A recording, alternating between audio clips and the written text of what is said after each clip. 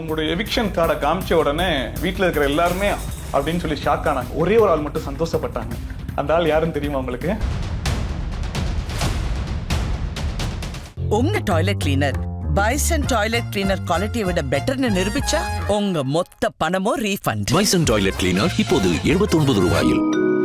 இது உண்மையிலே காதல் தானா இல்ல கண்டென்ட்டா இல்ல என்னது? கான்டென்ட்டானா எனக்கு கமருதீன் அது கான்டென்ட் ஆக்குற கேரக்டர் கிடையாது. கான்டென்ட் ஆக்குறது கிரியேட் பண்ற விஷயங்களுக்காக யோசிக்கக்கூடிய ஒரு ஆள்னா பார்வதி. திடீர்னு நாய் குலைச்சிச்சு, எல்லாம் பதறிட்டாங்க. என்ன இந்த டைம்ல நாய் குலைக்குது அப்படின்னு சொல்லி அதுக்குள்ள ஏதோ ஒரு விஷயங்கள் நீங்க பார்த்திருக்கலாம். அது என்னன்றது உங்களுக்கு புரிஞ்சுச்சா? அப்புறம் இதை கேள்விப்பட்ட உடனே ஓ அதானா ரீசன் அப்படின்ற மாதிரி என்ன கேள்விப்பட்டு? பப்ளிசிட்டி ஓகே, ஆனா எந்த மாதிரியான பப்ளிசிட்டியா இருந்தாலும் ஓகேன்னு யோசிக்கிற ஒருத்தரா இவங்க இருப்பாங்க. உங்களுடைய எவிக்ஷன் கார்டை காமிச்ச உடனே வீட்டில் இருக்கிற எல்லாருமே அப்படின்னு சொல்லி ஷாக் ஆனாங்க. ஒரே ஒரு ஆள் மட்டும் சந்தோஷப்பட்டாங்க. அந்த ஆள் யாருன்னு தெரியுமா உங்களுக்கு? பார்வதின்னு. சார் மக்களுக்கு பெரிய நன்றி சொல்லணும் சார். சாரி கேட்டு இப்ப இந்த வாரம் பார்த்தா அந்த சாரி நான் ஜென்யூனா கேட்கல, சேது சார் அதை சீரியஸா எடுத்துக்கிட்டாரு அப்படின்ற மாதிரி சொல்லிட்டாங்க. அந்த கிளிப்பிங் பாத்தீங்களா? வெளியில வந்து அடா பாவீங்களா நிஜமாவா இல்லையா இது கூட அப்படின்னு இருக்கு. இது பத்தி நான் சொல்றதுக்கு ஒண்ணு இல்ல, சார் தான் கேட்கணும். ஜெனுனா கேட்காத ஒரு சாரியே வந்து சேது ஒன்று அக்செப்ட் பண்ணி விட்டுட்டாரு. சின்னதா யாராச்சும் ஒரு மிஸ்டேக் பண்ணா கூட வீக்கெண்ட் எபிசோட்ல பயங்கரமா அடி விழும். ஆனா ஒரு வாரம் முழுக்க பண்ண வேலைக்கு வீக்கெண்ட் எபிசோட்ல பெருசா அட்ரஸ் பண்ணப்பட்டுச்சா அப்படின்னு கேட்டா நாங்க பெருசா எதிர்பார்த்தோமே இப்படி ஆயிடுச்சுன்னு நினைச்சீங்களா இல்ல எதிர்பார்த்த ஒரு திருப்தி இருந்துச்சா? இல்ல பெருசா எதிர்பார்த்தோம் சார். எங்களுக்கு எப்படி இருந்ததுன்னா எதிர்பார்த்த அளவுக்கு பேசல. அரி ஓகே சாண்ட்ரா. இப்போ அப்படி டோட்டலா மாதி பயங்கரமா பேசும்போது திடீர்னு அழுகிறாரு, திடீர்னு வெடிக்கிறாரு, இதெல்லாம் பண்ணும்போது திடீர்னு கனிக்காக ரொம்ப இறங்கி பேசும்போது கனியோடைய ஓட்ஸ் இவர் வந்து வாங்கலாம் அப்படின்ற சில இடங்கள்ல பார்த்து நடந்துக்கோங்க அப்படின்னு சொல்லும்போது கனி வேணாம் கனி, நான் இதுதான் கனி, இது மக்களுக்கு பிடிக்கலன்னா அதை நான் ஏத்திட்டு போறேன் கனின்னு சொல்ற ஒரு ஆளு. Thank you for everything. எனக்கு நீங்க ரொம்ப சாப்பாடு ஊட்டி விட்டுருங்க எல்லாருமே. அது இது அப்படி இப்படின்னு எப்படி பார்த்தாலும் இதுதான் ஹிட்டான ஆஃபர். குறைந்த விலை நிறைந்த தரம், தங்கள் தேவைகள் அனைத்தும் ஒரே இடத்தில். ஜெயச்சந்திரன். ஹாய், இன்னைக்கு நம்ம கூட கனித்ரு அவர்கள் தான் இருக்காங்க. வணக்கம், எப்படி இருக்கீங்க? வணக்கம், நல்லா இருக்கேன். நீங்க எப்படி இருக்கீங்க? சூப்பர், நல்லா இருக்கேன். ஸோ டாப் 10 கண்டஸ்டண்டா பிக் பாஸ் விட்டு எவிக்ட் பண்ணி வெளியே வந்திருக்கீங்க. ஸோ அது ஃபேரா அன்ஃபேரா உங்களுக்கு எப்படி தோணுது? இன்னும் கேட்டா அன்ஃபேர் தான் சொல்லுவேன். நான் கடைசி வரைக்கும் இருந்திருக்க வேண்டிய ஒரு ஆளு. ஸோ நான் அப்படிதான் நினைக்கிறேன். ஸோ உங்களை பொறுத்த வரைக்கும் டைட்டில் வின் பண்ணிட்டு வரணும்னு நினைச்சீங்களா இல்லை அட்லீஸ்ட் டாப் 5ல இருக்கணும்னு நினைச்சீங்க? இல்லைங்க, நான் டைட்டில் வின் பண்ணிட்டு வரணும் தான் நினைச்சேன். எனக்கு என்ன நடந்திருக்குன்றது வேற. பட் நம்ம எல்லாரோட எய்ம்ன்றது என்ன இருக்கும்? ஓகே, உள்ளுவது உயர் உள்ளல், அவ்வளவுதான். சில பேர் நான் 50 டேஸ் இருந்தா போதும், 6 டேஸ் இருந்தா போதும். எனக்கு அப்படிலாம் இல்லைங்க. எனக்கு எல்லாம் நான் என்னோட ஒரே ஆசை என்னவா இருந்ததுன்னா அந்த லைட்லாம் ஆஃப் பண்ற வரைக்கும் அந்த வீட்டுக்கு பாய் சொல்லிட்டு வரணும்ன்றது என்னோட ஆசையா இருந்தது. ஓகே, விஜய் சேதுபதி கையை பிடிச்சி அது வரைக்கும் நம்ம. ஓகே, ஏன்னா நீங்க ஆல்ரெடி ரியாலிட்டி ஷோஸ்ல பார்ட்டிசிபேட் பண்ணிருக்கீங்க. குக் வித் கோமாளில இருந்திருக்கீங்க. உங்க சிஸ்டர் வந்து பிக் பாஸ் உடைய எக்ஸ் கண்டஸ்டண்டா இருக்காங்க. சர்வைவர் ஷோ வரைக்கும் அவங்க பார்ட்டிசிபேட் பண்ணிருக்காங்க போது ஓகே, ஒரு ரியாலிட்டி ஷோ எப்படி ஒர்க் ஆகும் அப்படிங்கிறது உங்களுக்கு தெரியும். ஒரு 1 hour ஷோ, லைவ் ஷோ இதுல வரணும் அப்படின்னா நம்ம என்ன பண்ணணும், ஏது பண்ணணும், நிறைய டிப்ஸ்லாம் கொடுத்து தான் கன்ஃபார்மா உங்களை உள்ள ப்ரிப்பேர்டா அமைச்சிருப்பாங்க. பட் உள்ள போனதுக்கு அப்புறமா நீங்க ப்ரிப்பேர் பண்ணிட்டு போனது நடந்துச்சா இல்ல நம்ம ட்ராக் கொஞ்சம் மாறி அன்பு அப்படின்ற பக்கம் போயிட்டோமா? ப்ரிப்பேர் பண்ணிட்டு போறதுன்றது என்னன்னா நான் என்ன கேரக்டர்னு வீட்டுல தெரியும்ல. போய் யாருக்கிட்டையும் பழகாத, யாருக்கிட்டையும் க்ளோஸ் ஆகாத, எல்லாருக்கும் எல்லா வேலையும் செய்யாத. ஏன்னா இது ரியாலிட்டி ஷோக்கு தேவைப்படாது. ஏன்னா உள்ள வரவங்க எல்லாரும் அப்படி இருக்க மாட்டாங்க, யூஸ் பண்ணிப்பாங்க அப்படின்றது ஒண்ணா இருந்தது. ஆனா எனக்கு நம்ம கோர் கேரக்டர்னு ஒண்ணு இருக்கும் இல்லைங்க, அது போறோம் பேசுறோம், பொய்யா ஒண்ணு பேசுறது, இதுதான் இதை நமக்கு பண்ணு, இவங்களுக்கு வந்து கொஞ்சம் எக்ஸ்ட்ராவா ஏதோ பண்ணணும். ஆனா இல்ல இது கேம், இவங்க அப்படி இருக்க முடியாதுங்க. அப்புறம் நான் ஒரு கட்டத்துல யோசிச்சேன், ஏச்சி நம்மளா இருக்கிறது தான் கேம். நான் என்னை பொறுத்த வரைக்கும் நீயா இருக்கிறது தான் இந்த ஷோ, நீயா இருந்துட்டு போ அப்படின்னு இருந்துட்டேன். கனி, ஒரு கட்டத்துல நம்ம வில்லி ஆயிட்டு வரோம் அப்படிங்கிற மாதிரி எனக்கே தோண ஆரம்பிச்சிருச்சு அப்படின்னு நீங்களே சொல்லியிருப்பீங்க. ஸோ அது உங்க கோர் கேரக்டரை விட்டு வெளியே வந்து இந்த இடத்துல வாய்ஸ் அவுட் பண்ணி தான் ஆகணும், நம்ம கொஞ்சம் கத்தி பேசி தான் ஆகணும், ஒரு சண்டைன்னு வரும்போது ஆர்கியூ பண்ணி தான் ஆகணும் போது அந்த கேரக்டரை விட்டு நம்ம வெளியவும் வரதான் செய்யறோம் இல்லையா? கோர் கேரக்டர்ன்றது வந்து நான் வந்து மனுஷங்களை நம்புறது, என்னோட கைண்ட்னஸ், அன்பு தான் பெருசுன்னு நினைக்கிறது. இதை வச்சுக்கிட்டு யார்கிட்டையும் கேள்வி கேட்க வேணாம், அவங்க தப்பா நினைச்சுக்குவாங்கன்னா அது கோர் கேரக்டர் கேரக்டர் கிடையாது, அது என்னோட பயங்கள். புரியுதா? okay. ஸோ அதுல இருந்து தான் நான் வெளியில வந்திருக்கேன். ஒருத்தவங்க தப்புனா அவங்க தப்புன்னு கேட்டா இவங்க ஹர்ட் ஆயிடுவாங்களோ, ஐயோ நோ சொன்னா கஷ்டப்பட்டுருவாங்களோ அப்படின்றதுலாம் வந்து மற்ற விஷயங்கள் எனக்குள்ள போட்டது. நான் பழகின விஷயங்கள், எனக்கு ஒரு கேரக்டர் இல்லை, அதெல்லாம் அது நான் பழகின விஷயங்கள். பழகின விஷயங்கள்ல இருந்து வெளியில வந்திருக்கேன். அதுக்கான இடம் பிக் பாஸா? S, super. அதை நான் பண்ணியிருக்கேன். ஓகே, ஒரு விஷயத்துல நான் வந்து எனக்கு கத்தி கத்தி பேசுறதுக்கான சந்தர்ப்பம் என் லைஃப்ல இத்தனை வயசுல வந்ததே கிடையாது. ஓகேவா? நீ எல்லாம் ரொம்ப கேவலம் அப்படின்னு சொல்றதுக்கு நான் ஒருத்தர் மூஞ்சின்னு சொன்னதே கிடையாது. ஆனா அந்த வீடு எனக்கு அதுக்கான தேவை ஏற்பட்டுச்சு, என்னை கேட்டுச்சு, அந்த வீடு அதை கேட்டுச்சு, அதை நான் கொடுத்தேன். பிகாஸ் அது கரெக்டா இருந்தது அந்த இடத்துல. அப்ப நான் சொல்றேன், ஐயோ நான் வந்து வெளியில இதெல்லாம் பண்றது ஒரு வில்லத்தனம் நினைச்சுக்கிட்டு இருந்தேன். புரியுதுங்களா? ஏன்னா வந்து ஒருத்தவங்களை இப்படி பண்றது, ஹர்ட் பண்றது. ஆனா அப்படி கிடையாது. நீ தப்பு பண்ணா, நீ ஹர்ட் ஆனாலும் பரவாயில்ல, தெரிஞ்சுக்கோ நீ தப்பு பண்றேன்னு சொல்றது தப்பு. ஓகே. அண்ட் உள்ள போயிருக்கும்போது நீங்க கண் கூட பார்த்திருப்பீங்க, பார்வதி பயங்கரமா வீடு முழுக்க சண்டை, எங்கிட்டு போனாலும் ஒரு கண்டென்ட் கிரியேட் பண்ணிடணும், அண்ட் கேமராலாம் மறைக்குது, விக்ரம் கொஞ்சம் தள்ளி நில்லு அப்படின்ற மாதிரிலாம் கூட சொல்லியிருப்பாங்க. ஸோ ரொம்ப கேமரா கான்சியஸா இருக்கக்கூடிய ஆட்கள் நம்ம கூட இருக்காங்கன்னும் போது ஹெவி காம்படிஷன். ஸோ அவங்களுக்கு ஈக்குவலா நம்ம சில விஷயங்கள் வாலண்டியரா பண்ணணுன்ற மைண்ட் செட் உங்களுக்கு வந்துச்சா? இல்ல வேணாம் அவங்க அந்த மாதிரி இருக்காங்கன்றதுக்காக நம்மளும் அந்த மாதிரி பண்ண வேணாம், நம்ம இயல்பாவே இருப்போன்ற மாதிரி தான் கடைசி வரைக்கும் இருந்தீங்களா? நானா தாங்க இருந்தேன். அவங்களுக்காக நான் எப்படின்னா, நான் என்னையே மன்னிக்க மாட்டேன். இவங்க அதை பண்றாங்க, நம்ம இதை பண்ணலாம், அப்படிலாம் கிடையாது. எனக்கு தப்புன்னு சொல்லணுமா தோணுச்சு, எப்படி அதை சொல்லணுமோ அதை நான் அப்படிதான் சொல்லியிருக்கேன். இவங்க வந்து ஒரு இடத்துல இந்த பானை நடு வீட்டுல போட்டு உடைச்சு அப்படிதான் உலகத்துக்கு வெளியில தெரியும். நான் அப்படி கிடையாது. எனக்கு பிடிச்சவங்களை வந்துட்டு நல்லா இது பண்ணி கேட்டு, எனக்கு கேள்வி கேட்கணும்னு இருந்தாலும் நான் தனியா கூட்டு போய் கேட்பேன், இது பார் இது பண்ண இது தப்பு அப்படின்றதுதான் நான் செஞ்சிருக்கேன். தவிர்த்து எனக்கு பேர் வரணும், நான் வெளியில தெரியணுன்றதுக்காக அவங்கள மாதிரி கண்டிப்பா நான் நடந்தேன். உங்களுடைய எவிக்ஷன் கார்டை காமிச்ச உடனே வீட்டுல இருக்கிற எல்லாருமே அப்படின்னு சொல்லி ஷாக் ஆனாங்க. ஒரே ஒரு ஆள் மட்டும் சந்தோஷப்பட்டாங்க. அந்த ஆள் யாருன்னு தெரியுமா உங்களுக்கு? கேள்விப்பட்டேன், பார்வதின்னு. பார்க்கல நீங்க? ஓகே. அந்த கிளிப்பிங் பார்த்தேன். சிரிச்ச அவங்க கானா வினோத் சார் பின்னாடி எப்படி சிரிச்சுக்கிட்டே விளையாடுறாங்க, அதை நான் பார்த்தேன் கிளிப்பிங். ஓகே. அண்ட் இவ்வளவு நாள் பாத்தீங்க அப்படின்னா சாண்ட்ரா வீட்டுக்குள்ள வந்த நேரத்துல இருந்து நீங்க வீட்டு விட்டு வெளியே வரதுக்கு முந்தின வாரம் வரைக்கும், அந்த ஃபேமிலி ரவுண்டுக்கு முந்தின வாரம் வரைக்கும் பயங்கரமா உங்க ரெண்டு பேருக்குள்ளயும் செட்டே ஆகல. பிளஸ் வந்து சாண்ட்ரா ஒரு விஷயம் சொல்லியிருப்பாங்க, கண்ணியோட மட்டும் என்ன ஜெயிலுக்குள்ள அனுப்பிச்சிடாதீங்க, எனக்கு பயமா இருக்கு அப்படின்னு சொல்லி பிரஜன் ரெஸ்ட் ரூம்ல இருக்கும்போது கதவை தட்டி அவசர அவசரமா சொல்லியிருப்பாங்க. அண்ட் வந்து அந்த டிஸ்கஷன் போயிட்டு இருக்கும்போது கூட நாங்க ரெண்டு பேர் தான் கனி அப்படின்ற கனியோட ஜெயிலுக்குள்ள போறதுக்கு அவங்களுக்கு அப்படி என்ன பயம் வந்துருச்சு தெரியல. என்ன பார்த்து பயந்துருக்காங்கன்னா சூப்பரா தான் இருக்கு. புரியுது அவங்களுக்கு என்ன ஹேண்டில் பண்ண முடியாதுன்னு நினைச்சிருக்கலாம். நான் ஒருவேளை ஒரு கான்வர்சேஷன்ல அவங்களால சரியான பதில் சொல்ல முடியாதுன்னு நினைச்சிருக்கலாம். அவங்களோட இந்த கேள்வி நீங்க ஆக்சுவலி அவங்க கிட்ட கேட்கணும். ஒருவேளை நான் வந்து இல்ல அதுக்கான பதில் அவங்க சொல்லியிருந்தாங்க. என்ன சொன்னாங்கன்னா, நீங்க வாட்டர்மெலன் ஸ்டார் கிட்ட ஷேர் பண்ணதா, இந்த வீட்டுல வந்து 2 பேருக்குள்ளதான் போட்டியே, அது எனக்கும் சாண்ட்ராக்கும் தான் அப்படிங்கிற மாதிரி நீங்க ஷேர் பண்ணதா வாட்டர்மெலன் ஸ்டார் வந்து அவருக்கு அவங்க கிட்ட சொல்லியிருக்காங்க. ஸோ போட்டியா பாக்குற ஒரு ஆள் கூட நான் உள்ள போக முடியாது. ஏன்னா வாட்டர்மெலன் ஸ்டார் கூட நீங்க உள்ள இருக்கும்போது ஒரு பெர்ஃபார்மன்ஸ் பேஸ்டா சில ஆக்ஷன்ஸ் எல்லாம் பண்ணிருப்பீங்க. ஸோ அதெல்லாம் கூட பார்த்து எனக்கு பயமாயிடுச்சு அப்படிங்கிற மாதிரிலாம் அவங்க வந்து சொன்னாங்களாம். ஸோ அதெல்லாம் பார்க்கும்போது உங்களுக்கு வேடிக்கையா இருக்குதா? இல்ல ஃபர்ஸ்ட் ஆஃப் ஆல் அவர் சொன்னது உண்மை கிடையாது. நான் அப்படி ஒரு விஷயமே சொல்லலை. நான் அவர்கிட்ட போயிட்டு இவங்களை நான் போட்டியா பாக்குறேன்னு நான் சொல்லவே இல்லை. ஓகேவா? அப்படி ஒருவேளை போட்டியா பாக்குறேன்னு நான் சொல்லியிருந்தாலும் ஒரு போட்டியை பார்த்து அவங்க பயப்படுறாங்க, அதுவே அங்க தப்பு. அடுத்து அங்க நான் பெர்ஃபார்மன்ஸ் பேஸ்டா நான் ஏதோ பண்ணியிருக்கேன் அப்படின்னா ஃபர்ஸ்ட் ஆஃப் ஆல் அந்த வார்த்தை தப்பு. அங்க வந்து நான் இன்ஃபேக்ட் நான் வந்து விஜய் வந்து நீ அழுத ஜெயிலன்னு சொல்ற வரைக்கும் நான் நம்பிக்கிட்டு இருந்தேன். நான் வந்து போர்வையை போத்திக்கிட்டு யாருக்கும் சத்தம் கூட வெளியில வராத அளவுக்கு நான் அழுதுட்டு இருந்தேன். எனக்கு அந்த மாதிரி தான் இருந்தது. இன்ஃபேக்ட் ஏதோ எடுத்துட்டு போனாங்க, மறைச்சிருந்தாங்க, எனக்கு அது கூட சந்தோஷமா இருந்தது. அப்பா கேமரா மறைச்சிட்டாங்க, நல்லா இருக்கு. நான் ஏன்னா பிக் பாஸ் வீட்டில் ஒரு விஷயம் நான் அதிகமா கடைபிடிக்கணும்னு நினைச்சா, நான் சரியான அழுமூஞ்சி. எனக்கு அந்த அழுமூஞ்சி பேர் மட்டும் வாங்கிடக்கூடாதுன்னு இருந்தது. அழுகவே கூடாதுன்னு நான் அது இன்ஃபேக்ட் நான் அந்த விஷயத்துல நான் தோல் தட்டி சூப்பர்னு சொல்லிக்குவேன். நான் பெரும்பாலான இடத்துல அழுகலை. அது வந்து நான் வேணும்னு பெர்ஃபார்மன்ஸ்க்காக கண்டிப்பா பண்ணல. அது எக்ஸ்ட்ரீம் ஒரு பெயின், ஒரு இயலாமை, கோவம் எல்லாத்தையும் மீறி வந்த ஒரு விஷயம். பிளஸ் நான் அன்னைக்கு ரொம்ப என் வீட்டை மிஸ் பண்ணேன், அதனால நான் அழுதுட்டேன். அண்ட் சாண்ட்ரா ஒரு பயங்கரமான ஸ்ட்ராட்டஜி யூஸ் பண்றாங்க. அது ஸ்ட்ராட்டஜின்னு சொல்லலாமா இல்ல சூப்பர் பவர்னு சொல்லலாமான்னு தெரியல. பிரஜன் வீட்டை விட்டு வெளியே போனதுக்கு அப்புறமா அவங்க ரம்யாவோட பயங்கர க்ளோஸா இருந்தாங்க. ரம்யா வீட்டு போய் வெளியே வந்துட்டாங்க. அடுத்து வியனா கூட பேசிட்டு இருந்தாங்க. வியனா வீட்டை விட்டு வெளியே வந்துட்டாங்க. அதுக்கடுத்து பாத்தீங்கன்னா அமித்தோட பேசிட்டு இருந்தாரு. அமித்தும் வந்துட்டார். அந்த ஃபேமிலி ரவுண்டுக்கு முந்தின வர வரைக்கும் நீங்க 2 பேரும் சண்டை தான் போட்டுருந்தீங்க. அப்பதான் 2 பேரும் பயங்கரமா கட்டி பிடிச்சி பயங்கர க்ளோஸா இருந்தீங்க. உங்க ஃபேமிலி வரும்போதெல்லாம் கனி அப்படின்ற மாதிரி பயங்கரமா கட்டி பிடிச்சது சாண்ட்ரா தான். என்னடா அது சாண்ட்ரா சேர்ந்த ஒரே வாரத்துல அனுப்பிச்சு விட்டாங்களே கனிய அப்படிங்கிற மாதிரி எங்களுக்கு இருந்துச்சு. இது சாண்ட்ராக்கான சூப்பர் பவரா இல்ல உங்களுக்கு எப்படி தோணுச்சு? எனக்கு தெரியலங்க. நான் இந்த ஆஸ்பெக்ட்ல சத்தியமா இந்த செகண்ட் வரைக்கும் வீட்டுல வந்து என் வீட்டுல நிறைய பேர் பேசினவங்க கூட இப்படி ஒரு ஆஸ்பெக்ட் எனக்கு சொல்லவே இல்லை. இதை பத்தி எனக்கு கருத்தே இல்லைங்க. இது நம்ம கிண்டலுக்கு வேணா சொல்லலாம். இப்படி ஒரு விஷயம் இது சூப்பர் பவரும் கிடையாது, ஸ்ட்ராட்டஜியும் கிடையாதுன்னு தான் நான் நினைக்கிறேன். ஏன்னா அதுக்கு முந்தின வாரம் வரைக்கும் உங்களுக்கு செட் ஆகல, உங்க மேல ஒரு பெரிய பழிய தூக்கி போட்டிருந்தாங்க. நீங்க அதுக்காக வாய்ஸ் அவுட் பண்ணியிருந்தீங்க. ஈவன் வீக்கெண்ட் எபிசோட்ல விஜய் சேதுபதி அதை அட்ரஸ் பண்ணி உங்ககிட்ட சாரி கேட்டிருந்தாங்க. சாரி கேட்டு இப்ப இந்த வாரம் பார்த்தா அந்த சாரி நான் ஜென்யூனா கேட்கல, சேது சார் அதை சீரியஸா எடுத்துக்கிட்டாரு அப்படின்ற மாதிரி சொல்லிட்டாங்க. அந்த கிளிப்பிங் பாத்தீங்களா? ஆமா, கேள்விப்பட்ட சொன்னாங்க, அப்படி சொன்னாங்கன்னு சொன்னாங்க.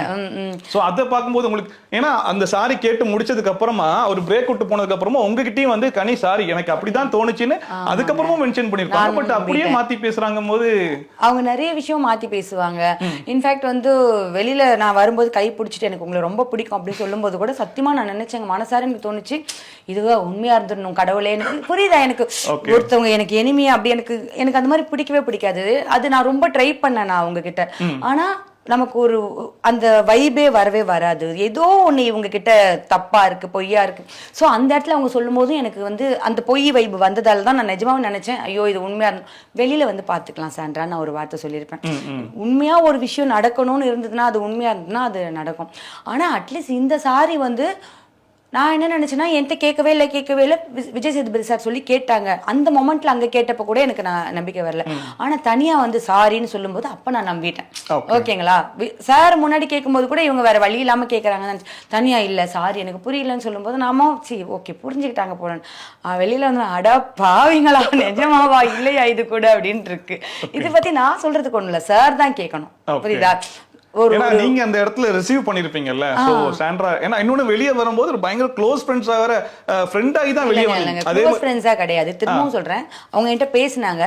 அந்த க்ளோஸ்னஸ்ல நீங்க அதுக்கு முன்னாடி பாத்தீங்கன்னா கனிக்கு சப்போர்ட் பண்ணி நிறைய பேர் பேசியிருப்பாங்க. அமித் கூட அவங்கள பத்தி சொல்லிட்டு இருக்கும்போது இல்ல நானும் அப்படிதான் தப்பா நினைச்சிட்டு இருந்தேன், ஆனா அவங்களோட டோனே அப்படிதான் இருக்குன்றத நான் புரிஞ்சுக்கிட்டேன் அப்படிங்கிற மாதிரி அந்த ஃபேமிலி ரவுண்ட்ல உங்களுக்கும் அமித்துக்கும் ஒரு சண்டை வந்துச்சு இல்லையா, அந்த இதை வச்சு அந்த பார்வதி விஷயத்தை வச்சு. அப்போ அவர் போய் நிறைய இடத்துல பேசிட்டு இருக்கும்போது சாண்ட்ரா வந்து உங்களுக்கு சப்போர்ட் பண்ணி பேசிருப்பாங்க. அது பார்க்கும்போது எங்களுக்கே ஆச்சரியமா இருந்துச்சு, என்னடா இது இப்படி ஒரு மாற்றமா அப்படின்னு சொல்லிட்டு. இதுதான் நான் ஸ்ட்ராட்டஜின்னு பாக்குறேன். புரியுதா? நான் இவங்களுக்காக பேசுறேன், நான் அப்படி இல்ல கரெக்டா. ஆனா உண்மையிலே வெளியில வரும்போதும் முன்னாடி பின்னாடி இருக்கிற விஷயங்களை வச்சு பார்க்கும்போது இப்ப அதுவுமே ஓகே ஏதோ ஒரு காரணத்துக்காக சொல்லியிருக்காங்களோ அப்படின்னு தோணுது. சோ அது வந்து இப்ப நான் எதுவுமே நம்புற மாதிரி இல்ல அவங்க பண்றது. அண்ட் இந்த வீட்டுல மத்தவங்க பண்ற சேட்டைக்கும் சாண்ட்ரா ஒரு வாரம் முழுக்க பயங்கரமா அவங்க எல்லாத்தையும் போட்டு டார்ச்சர் பண்ணி எடுத்தாங்க. வீடே கொந்தளிச்சு இருந்துச்சு. பட் சின்னதா யாராச்சும் ஒரு மிஸ்டேக் பண்ணா கூட வீக்கெண்ட் எபிசோட்ல பயங்கரமா அடி விழும். ஆனா ஒரு வாரம் முழுக்க பண்ண வேலைக்கு வீக்கெண்ட் எபிசோட்ல பெருசா அட்ரஸ் பண்ணப்பட்டுச்சா அப்படின்னு கேட்டா ஆடியன்ஸ்லாம் அப்படியே உட்காந்து பார்த்துட்டு இருந்தோம். ஸோ நீங்க கண்டஸ்டன்டா அவங்களுக்கு பார்க்கும்போது நாங்க பெருசா எதிர்பார்த்தோமே இப்படி ஆயிடுச்சுன்னு நினைச்சீங்களா, இல்ல எதிர்பார்த்த ஒரு திருப்தி இருந்துச்சா? இல்ல பெருசா எதிர்பார்த்தோம் சார். எங்களுக்கு எப்படி இருந்ததுன்னா எதிர்பார்த்த அளவுக்கு பேசல. ஏன்னா அவங்களுக்கு ஆன்சரே எதுவுமே பண்ணல. ஒருத்தவங்க இப்படியே நின்று இருக்காங்க இல்ல அப்படி சொல்லும் போது அவரும் திருப்பி பதில் சொல்லுங்க டயர்ட் ஆகி தான் அவர் விட்டார். புரியுதா? ஒருவேளை எல்லாத்துக்கும் பதிலும் ஆன்சரும் வச்சிருந்த ஒருத்தவங்க கிட்ட வேணா நிறைய வந்திருக்கும். இங்க அதுக்கு மேல இருந்து எதுவும் எடுக்க முடியாதுன்ற மாதிரி அவங்க, அதுவே நான் அவங்களோட டேலண்டா தான் பாக்குறேன். ஓகே சூப்பர் அப்படின்னு சொல்லிட்டு அந்த மாதிரி அவங்க அதை ஹேண்டில் பண்ணி அப்படியே விட்டுட்டாங்க. நிறைய கேட்கணும்னு நாங்க நினைச்சிருந்தோம். நிறைய வெளியே எங்களோட கேள்விகளே நிறைய இருந்தது. பட் அவர் டயர்ட் ஆக்கி விட்டுட்டாங்க அவங்க. ஓகே. அண்ட் சாண்ட்ராக்கு வெளியே வந்து ஒரு பேர் கூட இருக்கு, ஃபேமஸான ஒரு நேம், நடிப்பு அரக்கி அப்படின்ற மாதிரி. சோ அது எங்க இருந்து ஸ்டார்ட் ஆச்சுன்னா உங்ககிட்ட இருந்து தான் ஸ்டார்ட் ஆச்சு. நீங்க சபரிக்கும் பார்வதிக்கும் ஒரு சண்டை போயிட்டு இருந்திருக்கும். அதை நீங்க ஜட்ஜா நின்று வேடிக்கை பார்த்துட்டீங்கன்ற இடத்துல உங்களுக்கு பயங்கரமான ரோஸ்டும் அண்ட் சாண்ட்ரா வந்து அவங்க பயந்துட்டாங்க. அன்னைக்கு நடந்தது இப்போ வரைக்கும் அவங்க மூஞ்சில பயம் இருக்குன்னு சொல்லும் போது அவங்க ஃபேஸே அப்படி பயங்கர பயமா வச்சிருப்பாங்க. பட் அந்த சம்பவம் நடந்து முடிச்சு அடுத்த செகண்டே பாத்தீங்கன்னா சபரி கிட்ட ஃபன்னா தான் சொல்லியிருப்பாங்க, நான் சங்கல மிதிக்க சொன்னேன் எங்கடா மிதிச்ச அப்படின்னு சொல்லி கேட்டிருப்பாங்க. சோ பயந்த ஒருத்தவங்க ஐயோ அந்த ஷாக்ல இருந்து வீக்கெண்ட் எபிசோட் வரைக்கும் வெளியே வர முடியாம இருந்தவங்க அந்த இடத்துல அப்படி ஒரு வார்த்தையை விட்டுருக்க மாட்டாங்க இல்லையா. இது எல்லாமே சோசியல் மீடியால பயங்கர வைரலா போச்சு. ஆனா அந்த இடத்துல அது எல்லாமே ஸ்கிப் பண்ணப்பட்டு உங்களை மட்டுமே ரோஸ்ட் பண்ணாங்க. உங்க மேல தப்பு இருந்துச்சு அந்த இடத்துல, இல்லன்னு சொல்லிட முடியாது. ஜட்ஜா நீங்க அந்த இடத்துல ஸ்டாப் பண்ணிருக்கணும், நீங்க பண்ணல அப்படிங்கிறது வெளியுமே இருந்துச்சு. விஜய் சேதுபதி சார் அட்ரஸ் பண்ணார். பட் நம்ம மட்டுமே அதுக்கு வந்து முழுக்க காரணம் கிடையாது அப்படிங்கிற மாதிரி உங்களுக்கு தோணுச்சா? ஏன்னா நீங்க சாண்ட்ரா கிட்ட கேட்கும்போது கூட உங்களுக்கு அதுக்கு பதில் கிடைக்கல. நான் அதை கேட்டேன். ஃபர்ஸ்ட் ஆஃப் ஆல் எனக்கு அங்க நான் அது ஃபர்ஸ்ட் ஆஃப் ஆல் நாங்க தப்பு பண்ணேன்னு நினைக்கவே இல்லை. புரியுதுங்களா? நான் பார்வதி இப்பயும் நினைக்கலையா? இப்போ இங்க பாருங்க, திரும்பவும் நான் சொல்றேன், 2 பேர்கிட்டயும் தான் வந்து கால்ல விழுறாங்க. எனக்கு நானும் குனிறேன். எனக்கு அது கேட்கல, விழுந்தது ஓகே, பட் சபரி அடிக்கிறாரு, காலை மிதிக்கிறாரு. நான் போகாதீங்கன்னு இவங்க கிட்ட சொல்றேன். இதெல்லாம் நான் புரியுது இல்லைங்களா? அது அவங்க கேக்குறாங்க. நான் ஒரு விஷயம் இப்படிதான் பண்ணுவேன்னும் போது அங்க இருக்கிற ஒருத்தவங்க வேற ஒண்ணு பண்றாங்க. ஓகேவா? சோ நான் அந்த கேம்ல என்னோட மைண்ட் செட் என்னவா இருக்குன்னா, நான் ஜட்ஜ் ஆயிட்டேன், சரியா பார்க்கணும், அந்த மாதிரி ஒரு மைண்ட் செட் தான் எனக்கு இருக்கு. எங்க எது தப்பாகுது அப்படின்ற மைண்ட் செட் இருக்கு. நான் நீங்க சொல்ற ஒரே ஒரு விஷயம், இடிக்கிறது வந்து ஒருவேளை இடிச்சு தள்ளியிருந்தா அது வேற விஷயம். அவர் இடிச்சு தள்ளுறாரா எனக்கு தெரியவே இல்லை அந்த இடத்துல. நான் அவங்களதான் பாத்துக்கிட்டு இருக்கேன். என்ன பொறுத்த வரைக்கும் நான் வந்து சபரிக்கு சப்போர்ட் பண்ணவே இல்லை. பார்வதி கிட்ட திரும்ப திரும்ப சொன்னது, பார்வதி ஜெயிச்சிருங்க நீங்க. ஏன்னா எனக்கு பார்வதி, திரும்பவும் சொல்றேன், நல்ல எண்ணத்துக்கு சொல்லல, பார்வதி தலையா வரணும்டா, அவங்க நம்மள பண்ணது நம்ம வந்து என்னன்னு காட்டணும்ன்ற எனக்கு ஒரு இது இருக்கு. அதுக்காக அவங்க தலையா வரணும்னு நான் நினைக்கிறேன். ஓகே, எல்லாரும் நினைச்ச மாதிரி சபரிக்கு நான் சப்போர்ட் பண்ணல. நான் அவங்க ஒண்ணு பண்ணுவாங்க தெரியுமாங்க, இப்படி போவேன், இதை ரூல்ஸை மீறி ஒண்ணு பண்ணுவாங்க, நம்ம டயர்ட் ஆயிடும். சரி போங்க, நீங்க தான் இததான் பண்ணுவீங்கன்னா நான் ஒண்ணும் பண்ண முடியாது. அப்படிதான் நான் அங்க நின்னுகிட்டு இருந்தேன். புரியுதுங்களா? சோ மத்தபடி ஒரு பொண்ணுக்கு அடிக்க விழுது, நல்லா வாங்கட்டும், சத்தியமா அந்த எண்ணம்லாம் எனக்கு கண்டிப்பா கிடையாது. அது உண்மையிலேயே எனக்கு அவங்க கண்ணு அடிபட்டு இருக்கும் போது எனக்கு வருத்தமா இருந்தது, போய் கேட்கணும் இருந்தது. ஆனா நான் மூஞ்சி லட்சம் மாதிரி ஏதாவது சொல்லிடுவாங்க. நான் கமருதீன்ட்ட கேட்டேன், பக்கத்துல என்னாச்சு ஏது விசாரிச்சுக்கிட்டே இருந்தேன். இதுதான் நான் மனசார நான் என்ன பண்ணணுமோ அதை பண்ணியிருக்கேன். ஓகே. அண்ட் சீசன் 4லயே பாத்தீங்கன்னா அன்பு ஜெயிக்கும் நம்புறியா அப்படின்னு கேட்டாங்க, கடைசியில ஜெயிக்காம போயிடுச்சு. இந்த சீசன்ல மறுபடியும் அந்த அன்புன்ற மேட்டர் உள்ள வந்துச்சு. ஏன்னா ஒயில் கார்டு என்ட்ரியா உள்ள வந்திருக்கும் போதே அன்பு கேங்கோடைய லீடர் வந்து கனி அப்படிங்கிற மாதிரி ஒரு முத்திரை அவங்க மேல குத்துனாங்க. அதுக்கப்புறம் ஒட்டஞ்ச மாதிரி நீங்க எல்லாரும் ஒட்டஞ்சாலுமே அதுக்கப்புறம் பார்த்தா இன்டைரக்டா உங்களுக்குள்ள ஒரு சப்போர்ட் இருக்கிறத எங்களாலேயே கொஞ்சம் பார்க்க முடிஞ்சிச்சு. ஏன்னா இந்த வீட்டுல மத்தவங்களுக்கு ஒரு பிரச்சனை வரும்போது எல்லாரும் வாய்ஸ் அவுட் பண்ற மாதிரி விக்ரமுக்கோ எஃப்ஜேக்கோ இந்த அன்பு கேங்ல இருக்கிற சபரிக்கோ இவங்களுக்கு வரும்போது அந்த அட்டாக் ஒன்று இருக்காது. ரொம்ப சாஃப்டா ஹேண்டில் பண்ற ஒரு விஷயம் நாங்க பார்க்கப்பட்டோம். அண்ட் இன்னொருத்தவங்களுக்கு பிரச்சனை வந்தா இந்த கேங் மொத்தமா போய் நின்று கேள்வி கேட்கறதையும் நாங்க பார்க்க முடிஞ்சு. அது வந்து உங்களால அதுல இருந்து வெளியே வர முடியலையா, இல்ல உங்களையே அறியாம நீங்க அதுல மாட்டிக்கிட்டு இருந்தீங்களா? ஃபர்ஸ்ட் ஆஃப் ஆல் அந்த அன்புக்கு எங்க அது நீங்க சொல்றது எங்களுக்கே உள்ள வந்து சொல்லும் போது ஆச்சரியமாச்சு, அப்படி ஆடானு. ஏன்னா அந்த இதுலயே தலை டாஸ்க்ல சபரி என்ன இது பண்ணிருப்பான், அதுக்காக என்ன இதுக்கு பாரு கனி உனக்கு ஓகே நான் குத்துனா ஓகே இப்படி திரும்பறதுக்குள்ள குத்திருப்பான். என்ன பண்ணணுமோ அதுதான் நாங்க பண்ணிக்கிட்டு இருந்தோம். அன்புக்காக அவன் எனக்காக விட்டு கொடுக்கல, நான் அவனுக்காக. முதல் 4-5 வாரம் நாமினேஷன்லயே வரல. நீங்க நாமினேஷன் ஃப்ரீ பாஸ் பிரவீன் கூட பாத்தீங்கன்னா கலையரசனுக்கு அந்த கொடுத்துட்டு அதுக்கப்புறம் திரும்ப ரிவோக் எடுத்து திரும்ப உங்களுக்கு நல்லா சொல்லட்டுமா, பிரவீன் அது எனக்கு கொடுத்தது, அது எனக்கு வச்சு செக்.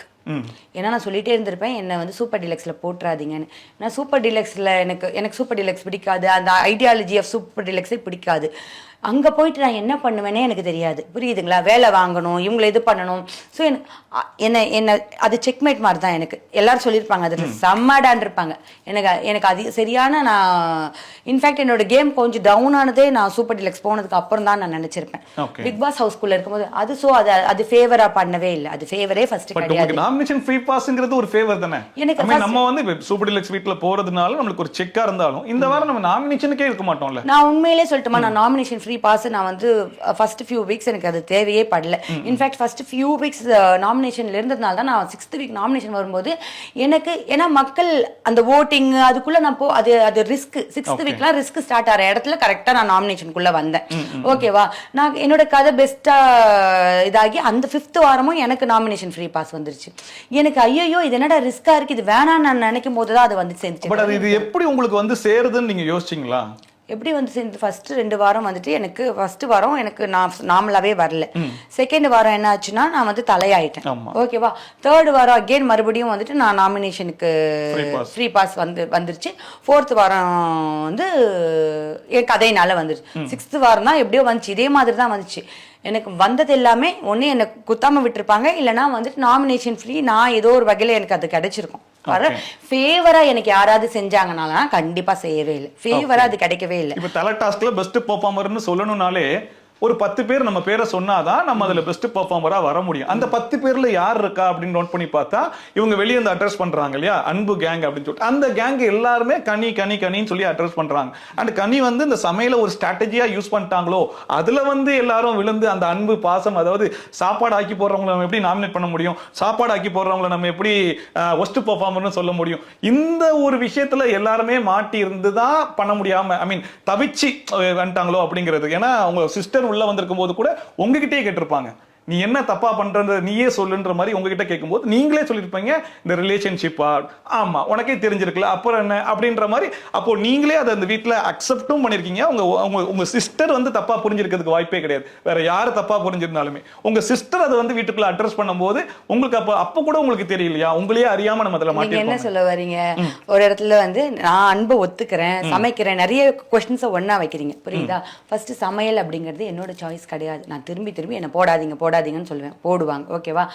சமைச்சு போடுறது ஒண்ணு மட்டுமே ஒரு தவறா எப்படி இருந்திருக்க முடியும்? அது அடுத்தவங்க இப்ப உங்களுக்கு புரியுது, ஒரு 20 பேர் கேமுக்குள்ள இருக்காங்க, அந்த 20 பேரும் சமைச்சு போடுறதுனாலயே ஒருத்தவங்க பெஸ்ட் பர்ஃபார்மர் கொடுப்பாங்க, நீங்க நம்புறீங்களா?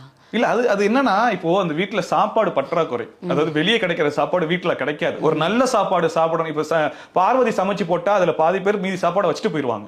அதே நீங்க சமைச்சிட்டு போட்டா எக்ஸ்ட்ரா சாப்பாடு கிடைக்காதான்னு ஏங்குவாங்க. சோ இது ரெண்டுக்கும் ஒரு டிஃபரன்ஸ் இருக்குல்ல.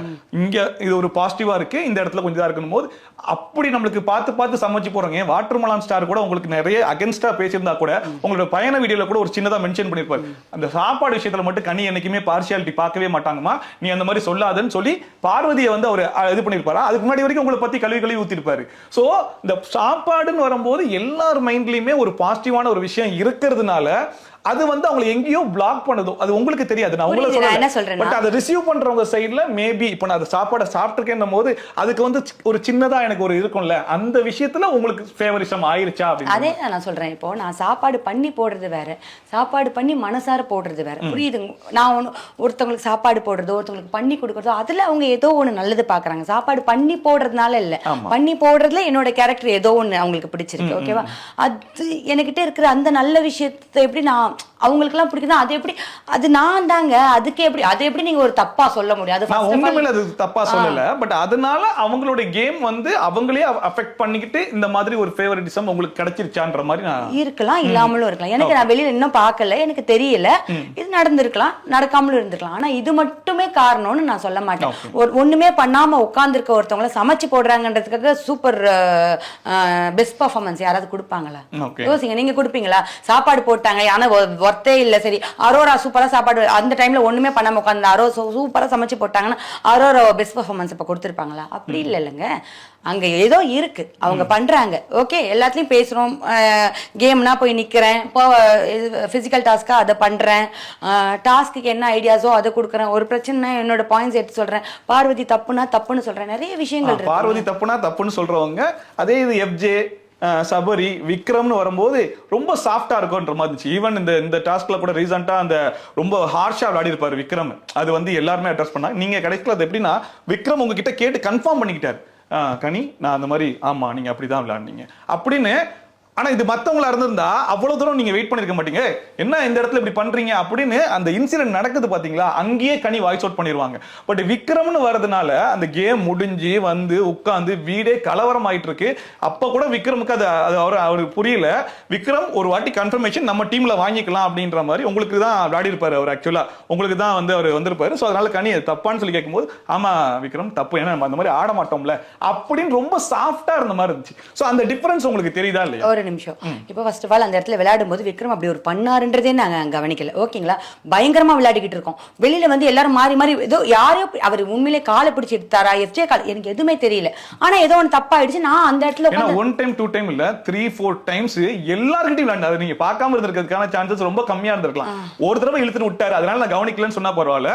ஆதிரி கீழே விழுந்து திரும்ப தூக்கி வச்சு திரும்ப இழுத்து விட்டு திரும்ப விழுந்து கமர்தினை பிடிச்சி இழுத்துன்னு அங்க இருக்கிற எல்லார்கிட்டயும் அவர் இந்த கேம் தான் ஆடிட்டு இருந்தாரு. அங்க எல்லாருமே அதாங்க விளையாடினாங்க. ஃபர்ஸ்ட் ஆஃப் ஆல் எனக்கு இது புரியுதுங்களா? நான் இன்ஃபேக்ட் வந்து சபரியும் விக்ரமும் ஒருத்தர் பிடிச்சிக்கிட்டே இருந்தாங்கல்ல, நான் 2 பேரையும் அதை பார்க்கல. நான் என்ன நம்பிக்கிட்டு இருந்தேன்னா அந்த ஹோல் கேம்லயும் சபரியை தான் விக்ரம் டைட்டா பிடிச்சிக்கிட்டு இருக்காரு நான் நம்பிட்டு இருந்தேன். ஆனா என்ன நடந்திருக்குன்னா விக்ரம் வந்து வராத அளவுக்கு சபரி நான் அந்த அளவுக்கு அதை கவனிக்கல.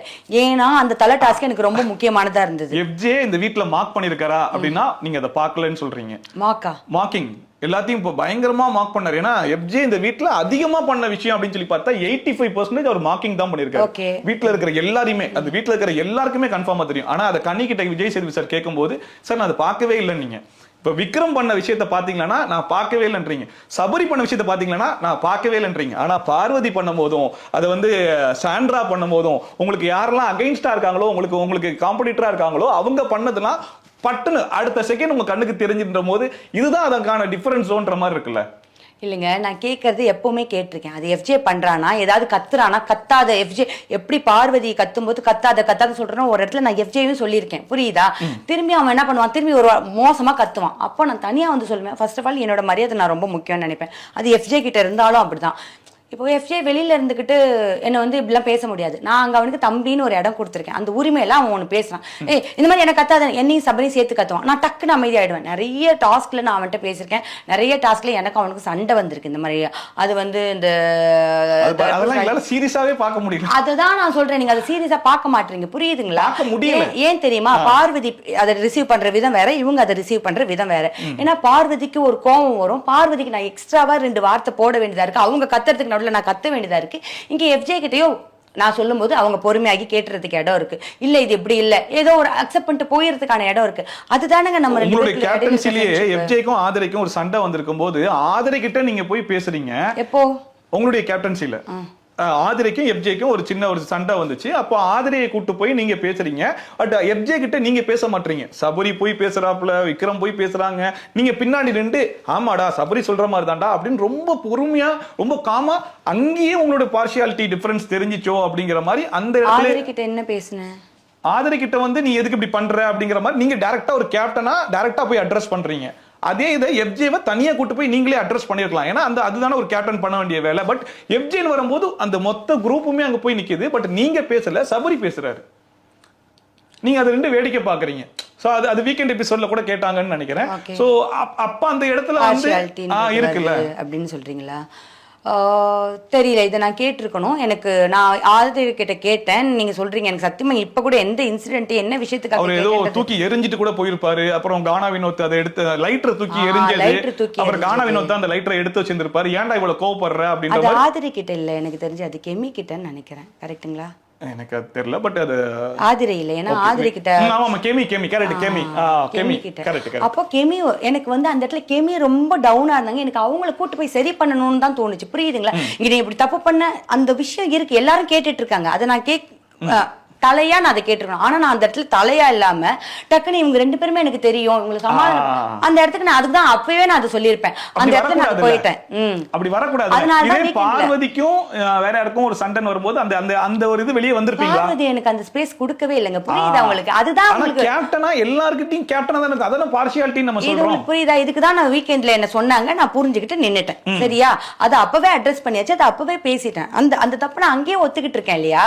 அதை மறுபடியும் எடுத்து கேட்கறதுனால ஒண்ணுமே இல்லை. அது அங்கேயே நான் சொல்லிட்டேன், ஆமா இதை நான் செஞ்சிருக்க கூடாதுன்னு ஒத்துக்கிட்ட ஒரு விஷயம் தான் அது. அப்போ நான் என்ன ஐயோ அலறாளே இவளை கூட்டு போய் சமாதானப்படுத்தும், இது இப்படி சொல்லலாம் அப்படின்றது தான் நான் அங்க நினைச்சது. ஆனா அது நான் தலையா அப்படி செஞ்சிருக்க கூடாது. ஓகே. அண்ட் இப்போ விக்ரம் பாத்தீங்கன்னா கேமரா முன்னாடி போயிட்டு பயங்கரமா அழுது பெர்ஃபார்மன்ஸ். அண்ட் நீங்க வெளியே வந்ததுக்கு அப்புறமா ஒரு பெரிய சண்டை நீங்க பாத்திருப்பீங்கன்னு நினைக்கிறேன். திவ்யாக்கும் விக்ரமுக்கும் பாத்தீங்களா? நான் பார்க்கவே இல்லைங்க. நான் இந்த 2 நாளா நான் எதுக்குள்ளயும் போகவே. அவரு அழுகும் போது என்ன சொல்றாருன்னா, கனியை எப்படி எவிக்ட் பண்ணி வெளியே அனுப்பலாம், நீங்க அவங்களுக்கு எவ்வளவு ஓட்ஸ் இருந்துச்சு, அவங்களுக்கு வந்து எவ்வளவு நல்லா பெர்ஃபார்ம் பண்ணிட்டு இருந்தாங்க, அவங்க எடுத்தது வந்து முழுக்க முழுக்க அன்ஃபேர் அப்படிங்கிற மாதிரி பேசியிருப்பாரு. ஒருவேளை கனியோட ஓட்டை விக்ரம் வாங்குறதுக்காக அந்த மாதிரி பேசுறாரோ அப்படின்ற மாதிரி நிறைய டாக் வெளியே போச்சு. ஸோ அது உங்களுடைய பாயிண்ட் ஆஃப் வியூல எப்படி இருக்கு?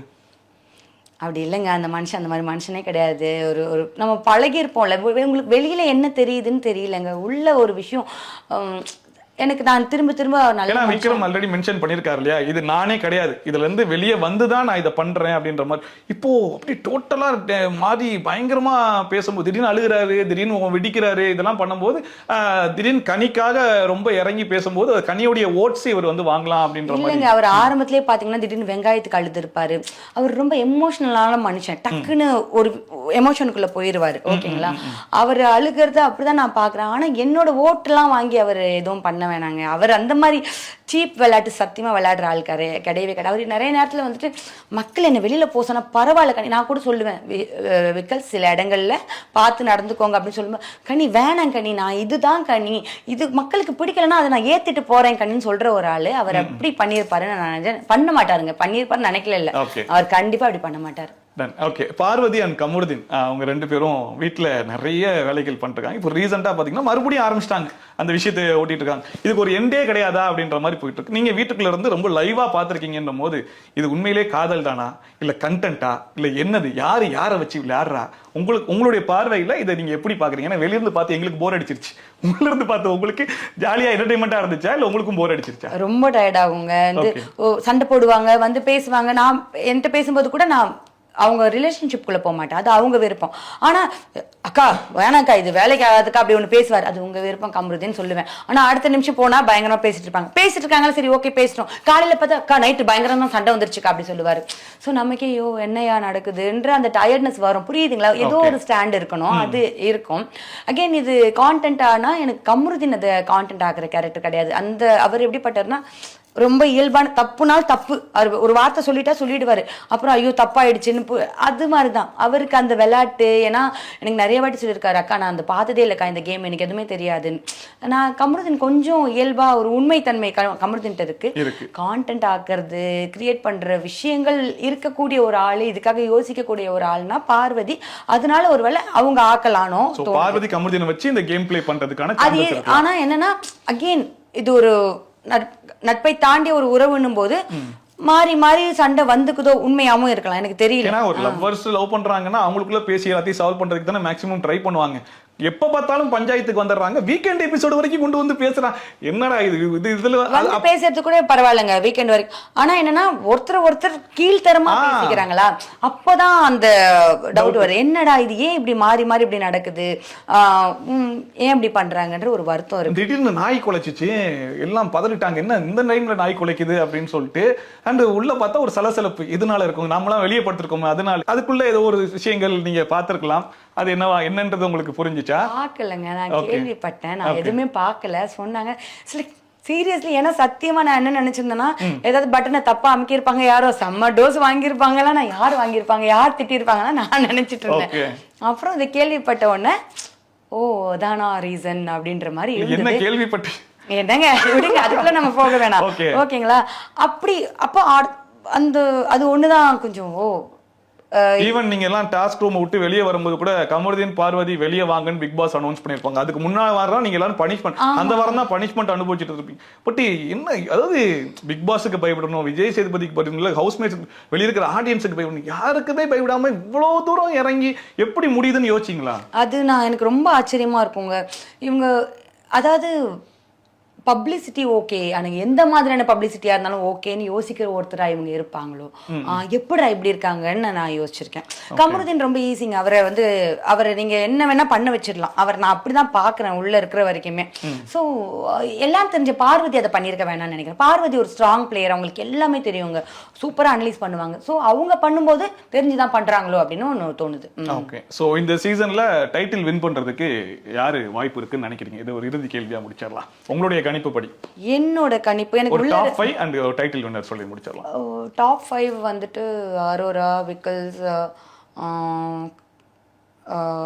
வினோத் சார், சபரி, திவ்யா இல்லைன்னா கமருதீன் இருக்கலாம். ஓகேவா? எனக்கு உள்ளே இருக்கிற வரைக்கும் எனக்கு வரணும்னு, நான் வெளியில் வந்து கூட நான் வரணும்னு ஆசைப்படுறது விக்கல்ஸ் இல்லைன்னா அரோரா வரணும்னு நான் ஆசைப்படுறேன். மக்கள்கிட்ட நிறைய இது இருக்கிறது வினோத் சார் வந்தாலும் சூப்பராக. அது கொஞ்சம் ஒரு கோவம் அதெல்லாம் இது பண்ணிட்டாருன்னா தங்கமான மனுஷன் வந்தாலும் எனக்கு சந்தோஷம் தான். Okay, thank you. உங்களுடைய டைம் ஸ்பெண்ட் பண்ணி நான் கேட்ட கேள்விக்கெல்லாம் ரொம்ப வெளிப்படையாக ரொம்ப ஓப்பனாக பதில் சொன்னதுக்கு ரொம்ப நன்றி. தேங்க்யூ.